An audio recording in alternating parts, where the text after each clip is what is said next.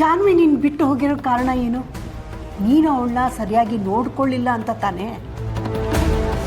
ನಿನ್ನ ಮೇಲೆ ಅವಳಿಗೆ ನಂಬಿಕೆ ಬಂದರೆ ಅವಳು ತಾನಾಗಿ ಬರ್ತಾಳೆ ಅಂತ ಹೇಳಿದೆ ಹೊರತಾಗಿ ಅವ್ರ ಪರವಾಗಿ ನಾನು ಮಾತಾಡಲಿಲ್ಲ. ಇದೇನು ಶಾಂತಮ್ಮ, ನೀವು ನನ್ನ ಪ್ರೀತಿನ ಸರಿಯಾಗಿ ಅರ್ಥ ಮಾಡ್ಕೋತಿಲ್ವಲ್ಲ.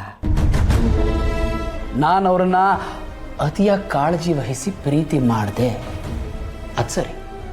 ಆದರೆ ಅದೇ ನನ್ನ ತಪ್ಪ ಶಾಂತಮ್ಮ. ಪ್ರೀತಿ ಅಂದರೆ ಏನು ಅಂತಾನೆ ಗೊತ್ತಿಲ್ಲದೆ ಬೆಳೆದು ನಾನು ಅಂಥದ್ರಲ್ಲಿ ಪ್ರೀತಿ ಮಾಡಿಕೆನೆ ನನ್ನ ಕೈ ಸೇರಿದಾಗ ಅದನ್ನು ಕಾಪಾಡ್ಕೊಳ್ಳೋದು ನನ್ನ ಕರ್ತವ್ಯ ಅಲ್ಲ ಶಾಂತಮ್ಮ. ಅವ್ರ ಬಗ್ಗೆ ಕಾಳಜಿ ವಹಿಸಿದ್ದೆ ನನ್ನ ತಪ್ಪ. ತಪ್ಪು ಅಂತ ನಾನೆಲ್ಲಿ ಹೇಳಿದೆ?